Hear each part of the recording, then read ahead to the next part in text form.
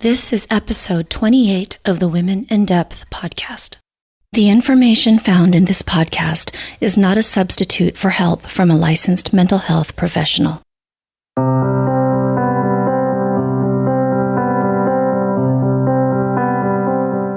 Hi, everyone, and welcome back to the podcast.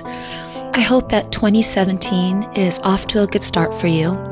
For me, I am still recovering and healing from this cold, and so my voice is still not quite 100%, so please bear with me in today's episode.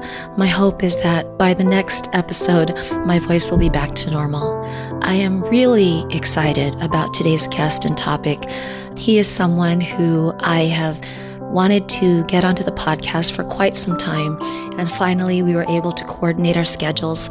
And Dr. Anders Beier is going to be speaking to us about a topic that impacts us individually and collectively. And that topic is the shadow of technology. In this episode, he is going to talk to us about the challenges of living in an online world, about online staging, and how the emphasis on the external and superficial is a hindrance or gets in the way of interior work and growth. So without any further ado, let's go ahead and get started with the interview.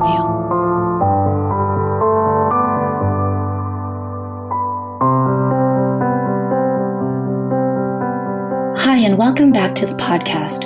Today our guest is Dr. Anders Beier, a depth-oriented Jungian psychotherapist and executive coach in private practice near Aspen, Colorado.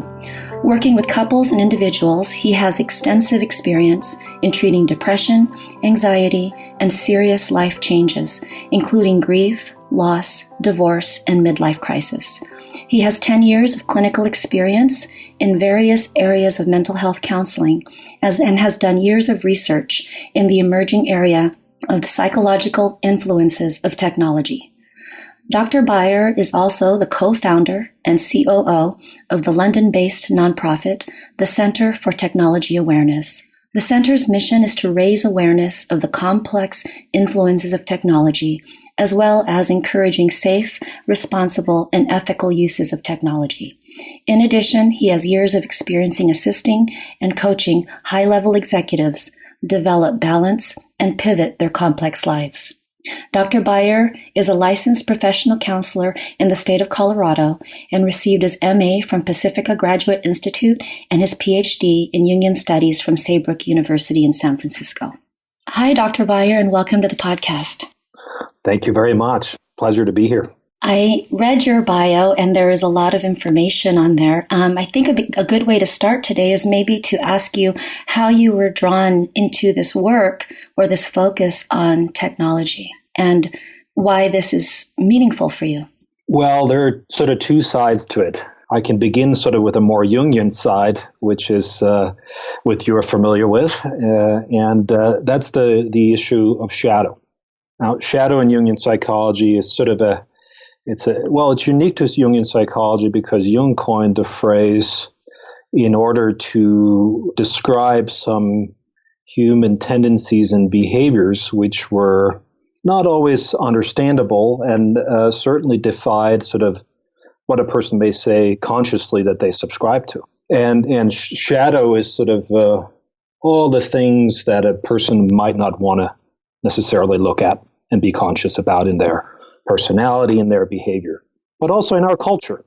So when I started in my private practice and started looking for it and started asking about it, I realized that technology was really a profound neurotic influence on a lot of the people that showed up in my office. But since I'd never really asked about it, I'd never really understood what kind of a role it played in their personal psychologies and in their suffering.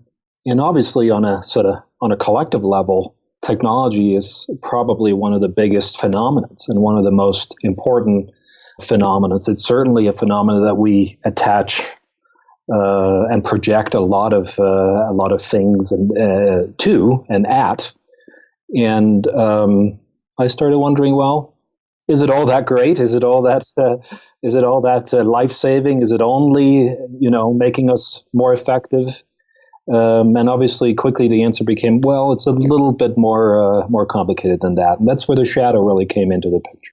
And, when you look at the challenges of our time and as a collective are moving through, it is clear there's just the profound influence, for better or worse, of technology in our lives. I agree. I mean, it's profound. It's probably one of the biggest changes that humans have to really come to terms with in a long time, in a very, very long time. So in your research on the shadow of technology, one of the aspects you explored was the role of and challenges to self in an online world. Can you speak more to that? I can, indeed. Well, I mean, it's a complex topic, but we can sort of focus narrowly on a couple of things. The role of narcissism in our culture as it pertains to life online and social media, what we could call neurotic suffering as it pertains to life online and social media, and the role of narcissism, pathological narcissism in our culture as it pertains to life online and to social media specifically. So if you were going to go more into the role of, let's start with the neurotic suffering, because maybe that's something that most of us, if not all of us, experience in connection with technology. How does that show up for a person? What does that experience look like or feel like? Well, it's usually sort of shows up in one or two related ways. It shows up in extremely anxious behavior, and it shows up in really obsessive compulsive behaviors. So those are related, as it were.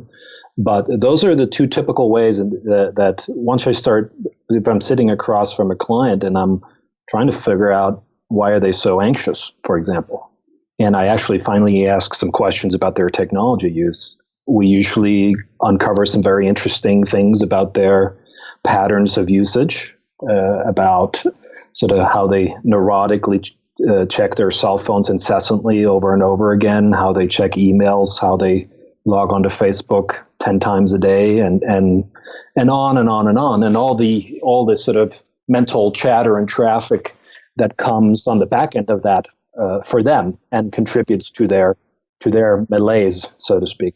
I find that really interesting that you include, these questions about technology use, in your intake or in your conversations with your clients, because I know I've seen research, I can't cite it exactly right now, where there was a correlation between depression and anxiety and amount of time on Facebook. And that I heard another podcast, or I read that they're also now seeing technology use that is extreme as an addictive behavior, and that when people are checking their phones or going onto Facebook, that they get a little bit of a serotonin or dopamine high, and so it's going back to get that feeling. But then the more they do it, the more often, the less it feels good. That's correct. There's a professor at UCLA, his name is Larry Rosen. He wrote a very interesting book a few years ago called I Disorders. And so, these are all examples of what he would characterize as I disorders.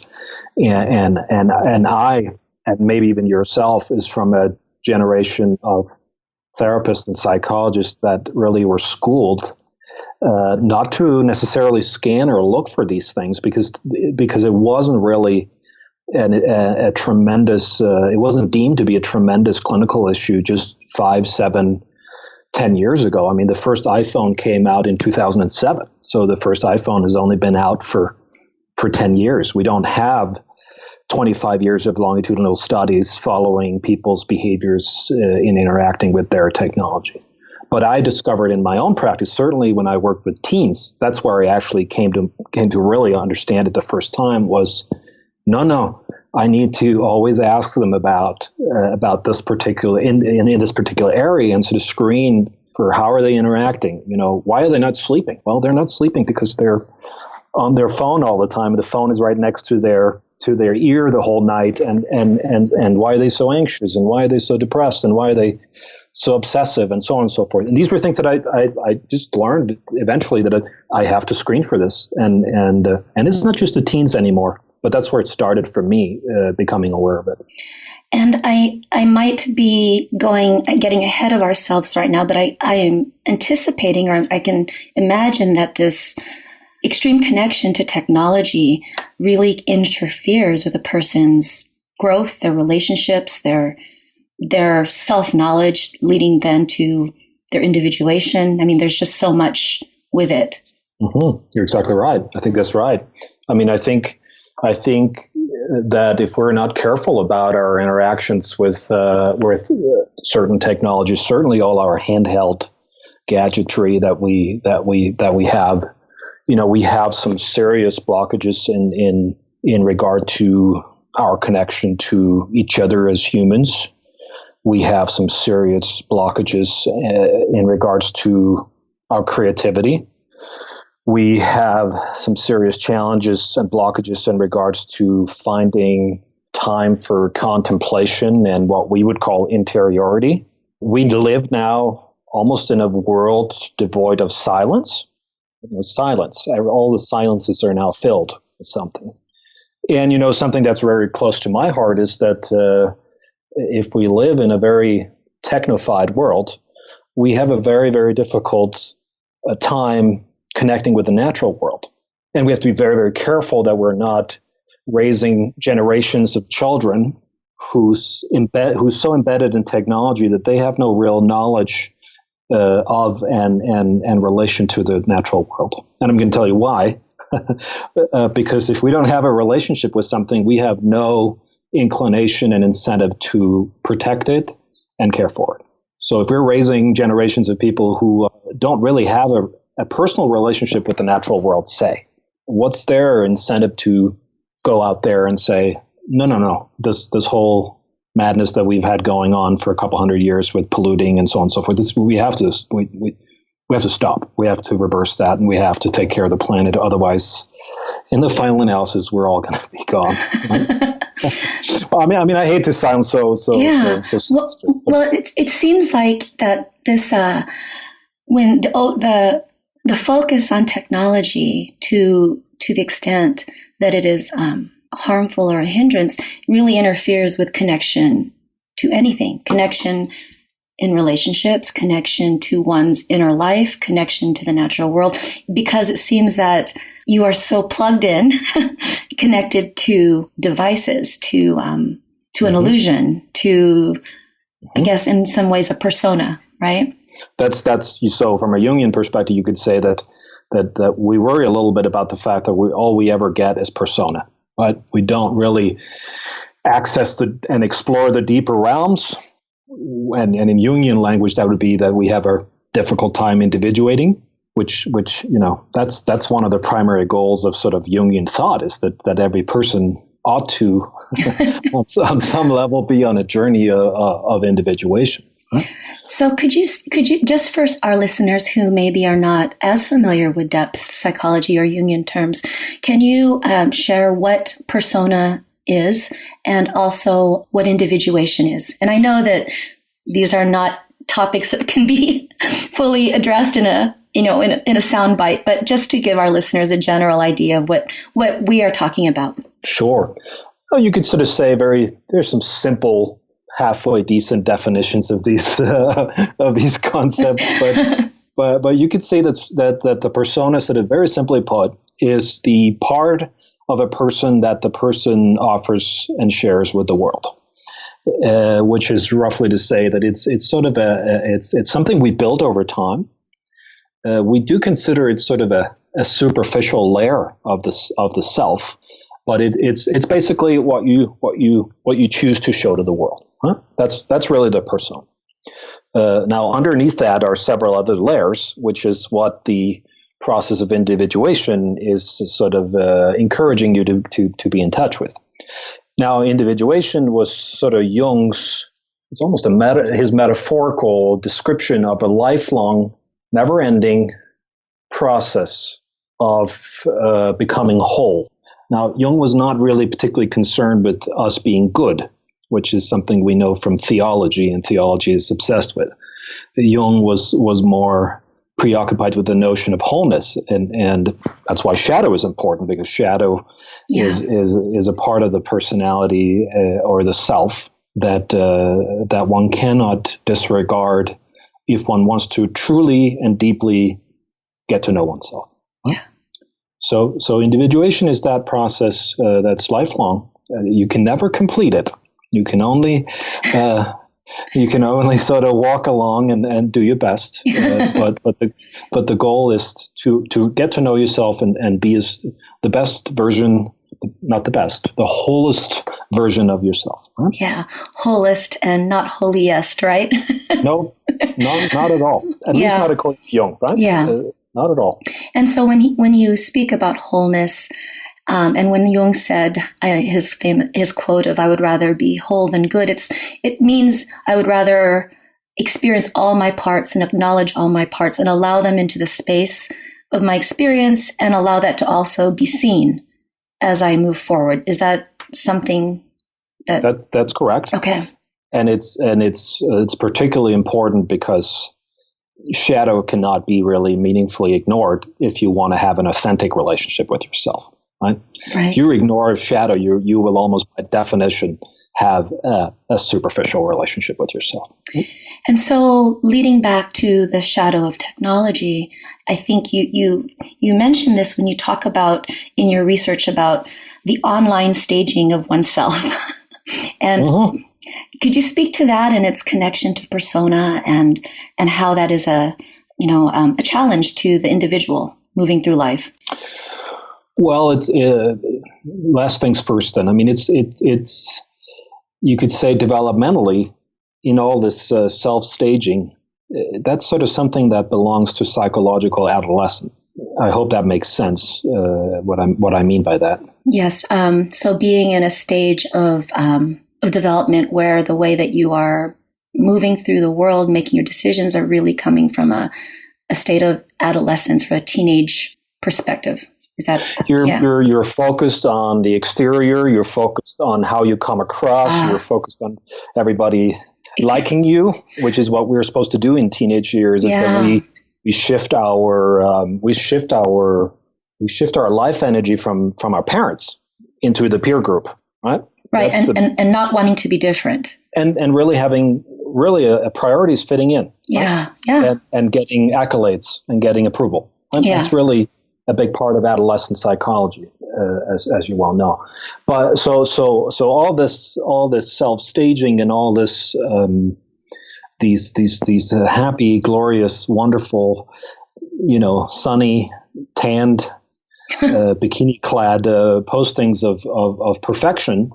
They are really sort of belonging to that psychological era in our life, and we're supposed to sort of abandon that at some point, and kind of move on to something a little bit more with a little bit more gravitas, a little bit more authenticity, and also exposing sides of ourselves, which is not just that we have a perfect life and we always have wonderful vacations with attractive people, and on and on and on. Yeah, I can see how just the media, with Instagram and just all the other ways that we look at each other's lives is really like a adolescent parade, isn't it? In many ways. Yeah. It truly is. And of course, oftentimes what's so funny is that we see a posting from someone we happen to know rather intimately or pretty well, and we get that sort of smirk on our face because we know very well that this is not a representative, picture of somebody's entire life. That it's just as complicated and fraught with discord and drama and the rest of the challenges that comes with the human condition. Right? So it's almost as if collectively with technology, it's focused on this persona at an adolescent stage of development and not allowing for the wholeness of the collective experience to really be allowed and honored. That's for sure, right? I mean, it is a very sort of clearly defined, adolescent-inspired snapshot of a human self that's portrayed in this realm, right? And hence the connection with narcissism, obviously. I'm glad you mentioned that because I felt this would be a good segue into that part of your research. And if you could share a little bit more about how narcissism ties into this. Well, it sort of ties into what we sort of just talked about, this this sort of shallow representation of oneself as a highly successful, wonderful, good-looking, well-adapted person, and which we know that's not the entire picture, but there's a tremendous amount of energy being put every single day into postings and other things of editing pictures and editing and re-editing texts so that we may come across in the most flattering light. And so that's where we have whole studies now of there are several studies of, for example, college students, and they were given the what's called the NPI, the Narcissistic Personality Index, and that was given over time. And we see clearly in these studies that these generations of undergraduates become more and more self-absorbed and more obsessed with appearance, and more obsessed with the appearance of success specifically, more and more obsessed with their physical appearance, and go to great lengths to portray themselves in this idealized light. And I can see how the short-term, I guess, positive reinforcement that one can receive from having this online presence is something that, an individual can desire and crave and pursue. And along with that, the opposite of that is having to be with oneself, which may be uncomfortable, disconcerting, not as pleasant or sexy or fun as what they can portray. And so I can see how those two are motivators to not look within and to continue to look outside of oneself. That's right. And I think that's sort of one of the things that comes up again and again with this research, especially in regards to social media on one hand and handheld gadgetry on the other, is that it's really, those are really tools to avoid boredom and avoid being with oneself, having to deal with oneself, having to linger with oneself, and having to, things bubble up from below that one has to maybe deal with. And you don't have to deal with that if you're playing Candy Crush and doing all sorts of other things, right? You're immune from dealing with the messages from inside. You're just externally preoccupied at all times, right? And I can see how a person can come to believe that their online life is their life, that is who they are, to the exclusion of anything else. Yes.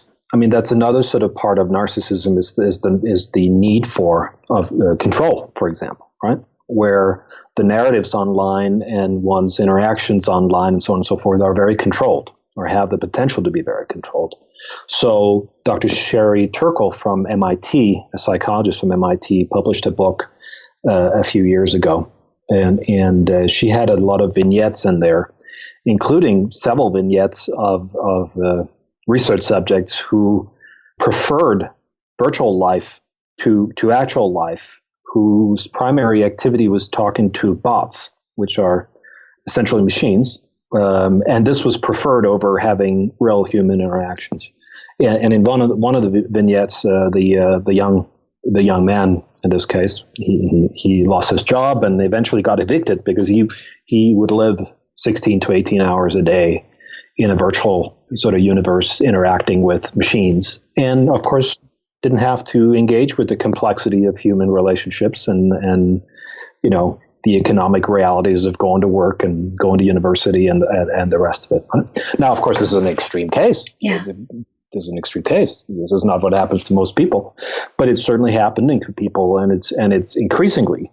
I mean, this is pretty clear from the research that it's increasingly happening to people. I mean, we have things now we didn't have before. We have things like, there's such a thing as binge watching. Right. That's new. It's new. We didn't have that. We didn't. No, we do 14 16 episodes of Law and Order on Netflix, and that's what we call, or something, and that's binge watching. And people play video games for 10, 12 hours and develop issues with their bladder because they ignore I'm not kidding. They ignore the physiological signs of having to go urinate because they're so engrossed and engaged with this, with their games or their whatever technological pursuit that they're engaged with. These are extreme cases. Yes. Just so we're clear. Yeah. But I think too, with my observations, like being at the mall and maybe walking past a group of teenagers who are hanging out together, but they all have headphones on or earbuds, and they're all looking at their phones and they're not interacting with each other. Or, I remember when texting started and I could never understand, why wouldn't you just pick up the phone and call someone? And so even now, if I do call someone, sometimes they're surprised. And I just say, you know what? It was just actually easier to pick up the phone and call you than it would to type up this 3-page text. That's right. Right. But I think too that, because of that disconnect from oneself, and like you mentioned earlier, if you're not connected to something, you can't care about it, you can't relate to it, that it interferes even, with intimacy and personal relationships. And I know that, again, we're talking about when it gets out of balance and it's extreme, but I see challenges with technology for example, with clients and friends who are, in the online dating world, interacting with the personas that are presented, the online staging that they are now making a decision of whether I should date this person or not. Can you speak to that a little bit? Well, it's interesting because it's a number of people present with this as an addiction. They're really addicted to online dating and Tinder and whatnot. Right? I remember Dr. Hollis back in the day mentioned that Robert Johnson had postulated that the modern religion of our age was romantic love. And I remember thinking at the time that was preposterous. And then I thought about it, and there is a lot of truth to that notion that what people really are addicted to is this. You could say in psychological term, it's the promise of transcendence. Right. It's that we are wanting to transcend our daily condition and our job and the recycling that needs to get to the curb and the rest of it. And romantic love is a way of doing it. Now, of course, the next step up is that we don't have to deal with the same boring person every day, but that we get a new person, every weekend or every whatever so often, and we can keep on this wonderful level of dopamines and so on and so forth, where we are constantly enamored. Right? Yeah. So that's really an issue with these with the online dating scene, which really is highly addictive. I certainly have seen clients who that's what they do when they're not working is they're on their phone and dating and going out and choosing people. And I mean, speaking of superficiality, right? I mean, swipe left or swipe right. Right. Right? I mean, that's your selection criteria? Yeah. Wow. I mean, we're getting into some really superficial stuff here, right? Yeah. I attended a conference last summer and heard a speaker on sex addiction. And he spoke about how this technology has really given rise to so many individuals getting caught up in choices and decisions and actions that really are very harmful and damaging to themselves, to their significant others, because of the accessibility, the instant gratification. You can walk into a mall and see who's there who wants to hook up, and that's it. And so it's also, I think that's another interesting piece of all of this. It is an interesting piece, and it's again, I mean, we're in teenage psychology, right? Yeah. I mean, we're not above the psychological age of 20 here, right? I mean, if this is what we're doing and this is what we find interesting and gratifying, and this is our idea of transcendence, and I don't mean this psychologically, I'm just reporting on the developmental stage in which we we're having discussions. Right? Yeah. There's a lot of adrenaline, there's a lot of dopamines, and there's a lot of instant gratification stuff going on, which relates directly to that. And it's potentially setting up a scenario where what we would call a long-term relationship will be something that's even harder than it was to begin with. Right. Where the tediousness and everyday nature of a long-term relationship will really grind on someone's nerves and ability to tolerate that. Yeah, and I'm thinking of how, you mentioned earlier that technology can help you avoid, distract, or not hear the messages from within, and going within to do that work of individuation. And so it's almost like this frantic effort to postpone the inevitable of having to face yourself. And I remember thinking probably a few months ago that with the current challenges and gifts of technology, that many of us are really going to struggle. We reach the physical ages of, 25, 30, 35, when we have been psychologically in an adolescent phase. Does that make sense?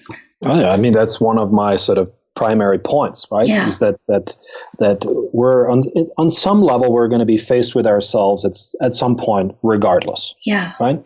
And I think you would probably agree with me, and if you don't, say so. But I think what I see in my practice after all these years is certainly that if you don't face yourself voluntarily, the psyche, the universe, whatever, makes up our psychological body, will make sure that Absolutely. you did it involuntarily and in a sort of a way where you feel a little bit like you may have crashed into a wall going 80 miles. Right? Whether it's a cancer diagnosis, whether it's an accident that comes out of nowhere, whether it's the loss of a child, the loss of a significant relationship, on and on and on. I mean, we all know, those of us who work in the clinical world, we know multiple examples of how this encounter with the self can be either sort of a difficult uphill trek or sort of more of a plane crash type experience.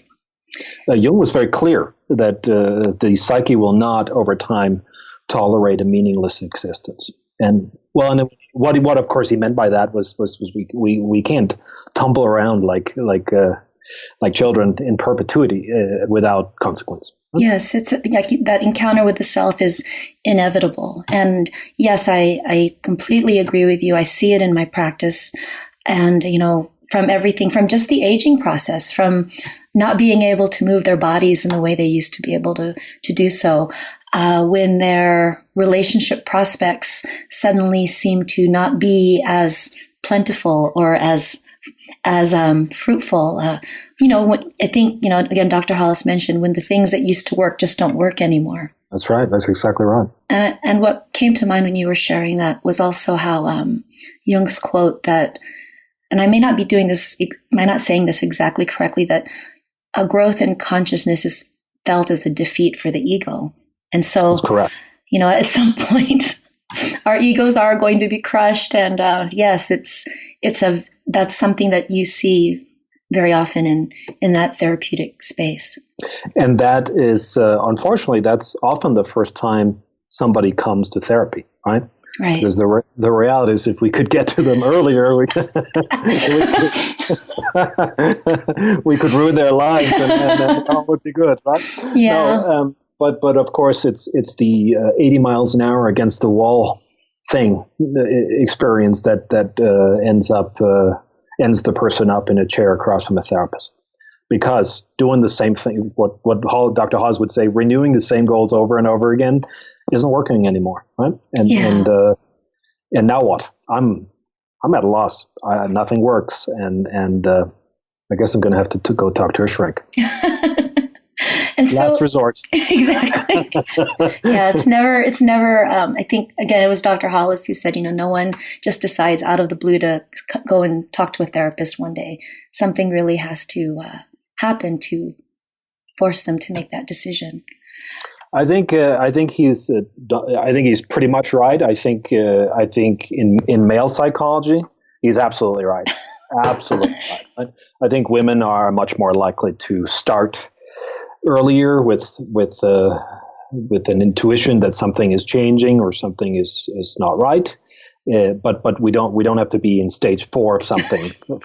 Usually with the guys, it's stage 3 or 4. Right? Yeah. You mentioned also in your research that and we've discussed this a lot already about how the emphasis on the external and superficial is a hindrance for interior work. Could you speak to what the interior work is or what it can look like? And also, because this interior work doesn't necessarily happen or have to happen with a therapist, it can.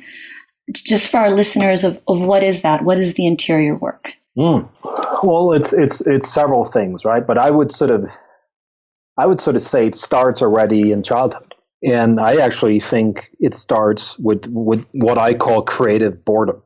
And what I mean by creative boredom is the ability of a child to not be constantly activated and put and occupied with things, but where a child realizes it's bored and it starts thinking about something, imagining something, then it starts building a pirate ship out of random twigs and branches that happen to be in their general vicinity, and so on and so forth. And then they are in a place of creatively preoccupying themselves. That's sort of the small beginnings of somebody having an interior process, listening to it, and manifesting it in the real world. Real simple. But it's something which is not readily available to some children in these generations now, because they never are. Again, they're never creatively bored. They're always preoccupied with something. Everything is served on a plate. They don't have to imagine princesses and dragons, because the princesses and the dragons happen to be right there on the screen. It's already designed for them. It's already colored for them, and so on and so forth. It's right there. And then through our, sort of formative years into hopefully a place in adulthood where we start, in the Jungian world, we would say we would pay attention to our dreams. We would pay attention to our daydreams. We would engage perhaps with such a thing as active imagination.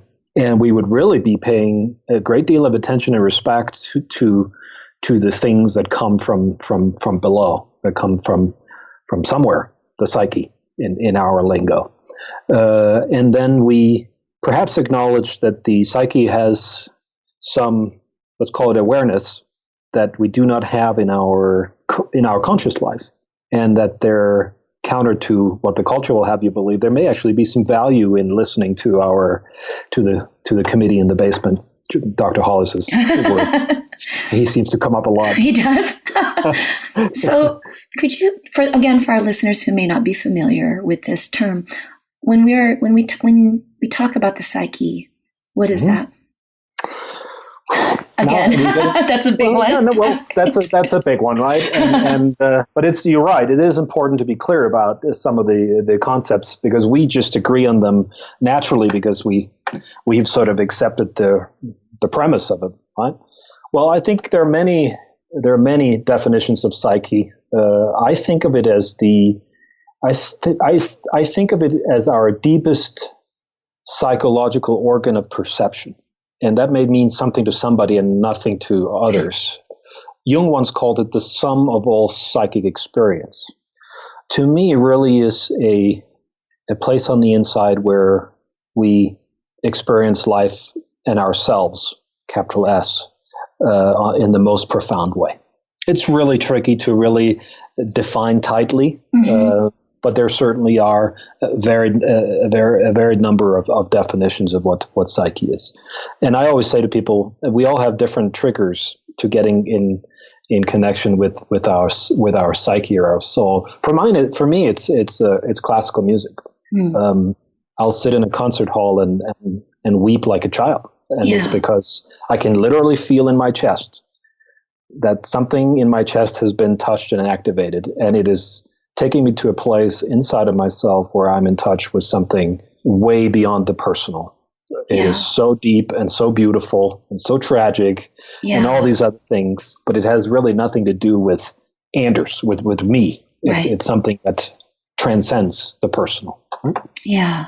I realized that was not a good definition, but that was a good definition, because it is a very difficult concept to articulate, and and I think for me, again, it's so unique. I like how you said every person will be triggered differently with what psyche is. I think for me, I have had that experience in nature. Sitting outside, looking at a lake or looking at over a forest. I have been there with listening to music or hearing poetry read is very moving for me as well. So I think maybe another way to, for me, if I was going to attempt to define psyche, is it's a place of inner stillness, inner knowing, a groundedness, a peacefulness, and it's a place that I would love to reconnect with as much as possible, but you have to actually be intentional about creating that space in your life. And I think technology definitely can hinder that. Well, I mean, the Buddha didn't obtain enlightenment at the Chicago O'Hare Airport at the bar, at sports bar, right? Right. He sat alone under a tree for a long, long, long time, and listened to his insights, right? And to the personal and the collective that was streaming through his psyche. So if we're constantly distracted and preoccupied with rather menial things, we have an increasingly difficult time getting in touch with the place that you and I have so ineptly tried to describe in the last 5 minutes. Yeah. And so one of the things I was wondering, maybe you can speak to, is, one of the aspects of shadow is its potential or its gifts. If you were to speak to those aspects of technology, what would they be? Well, it's my thesis in some of my work that what we have projected onto technology is that technology is going to save humanity from humanity. And what I mean by that, roughly, is that because we have really messed up the planet, and we have for a couple hundred years at least engaged in highly suicidal activities such as pollution. Capitalism, of course, is a major problem in this suicidal tendency of humanity. The shadow of all this brings consciousness to the fact that, technology can never save humanity from humanity. It's just not possible. I mean, Elon Musk, he's going to go on television and tell you that if you just give him a big check, he's going to have a condo for you at Mars. So when we can no longer breathe the air here and drink the water, he's just going to put you on a magical plane and he's going to take you to Mars where you'll be just fine, right? There's going to be cocktails and bands and everything will be great. Well, I don't think so, right? I mean, that's just not the reality of what technology is capable of doing. The effects of technology will only be as far-reaching as human consciousness. That's profound. Well, if we don't change our consciousness, we can have all the technology in the world and we're still in pretty poor shape. Yes, because the technology is a reflection of the consciousness of the people or the person. That's correct. Yeah. It doesn't by itself exceed our level of consciousness. Right? Yeah. That's just not possible. It's never going to be possible. Right. So technology is going to be exactly what we are capable of. And at the moment, we're not. We have big problems. We have some very unfortunate directions in a number of different ways, which are, in the final analysis, has the potential to us wiping ourselves off the planet or destroying the planet, hence wiping us off the planet. Right? Yeah. So I don't mean to be a Debbie Downer over here, but we have to snap out of some of the denial about the world we live in, about the ideologies that we subscribe to, and the limits to to what technology is ultimately going to do for us. And then we have to realize we're the biggest hindrance. Yes. And we are the ones we should be working on in order for us to take things in a more positive, life-sustaining direction, ultimately. I think it was just this week, I actually posted a quote on Facebook. It was by Joseph Campbell, and he spoke that, we cannot save the world. We cannot save the planet. All we can do is save ourselves. And the vital person is the one who vitalizes. Just going back to what you're saying, that it's the individual working on their connection to themselves, their consciousness, which saves the world. That is correct. Right? Yeah. I mean, that would be a profoundly Jungian view, and certainly one that would be embraced by Joseph Campbell. One of the notions that sort of worry us in the Jungian world is if we are potentially, we don't know this yet, but we suspect maybe that we're grooming generations of people who will not possess the interest and the tools to get onto the path of individuation, essentially. Yeah. That's really that's a worry, and technology potentially plays a part in this worry, right? Yes. There have been so many just profound insights in our conversation today. Thank you so much for taking the time to come onto the podcast and share your research and your wisdom. What is the best way, Dr. Beier, for listeners to get in touch with you or to find out more about your work? I have the website of my personal practice is beiertherapy.com. That's BEIER therapy.com. The Center for Technology Awareness that I am a co-founder of has a webpage called technologyawareness.org. And we will be sure to provide the links to those websites on the show notes so that listeners can get in touch with you and learn more about your work. Thank you. I appreciate that. I've also co-authored a book, an anthology that's coming out in March, which talks about these issues it's called The Boundaries of the Self. Wow. And Life Online. I have contributed with one of, I think, 15 chapters in the book, and it's a Jungian view of the challenges of life online, some of which we've touched on briefly today in our talk. That's wonderful. And do you have the book on your website as it's coming, as almost like an announcement to let people know it's coming out, or do people need to sign up to your email list? I probably will let everyone know, probably on LinkedIn at some point when it gets out, actually.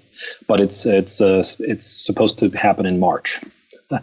Congratulations. That's wonderful. And I'm looking forward to seeing that. Thank you.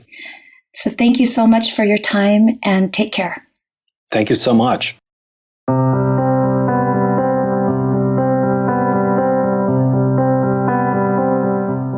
I hope you enjoyed today's conversation with Dr. Beier. What stood out for me is how technology can lead us further and further away from ourselves, how it can potentially be a block to our connection with others, to our creativity, to our connection with the natural world, with contemplation and silence. What also stood out for me is how we can believe or fall into this illusion that the online presence or the online staging we perceive or that we create is who we are, and how when we believe that the online staging is who we are and that is the entire experiencing, and do not allow for shadow, how that leads to suffering and experiences of depression, anxiety, addiction, and even qualities of narcissism.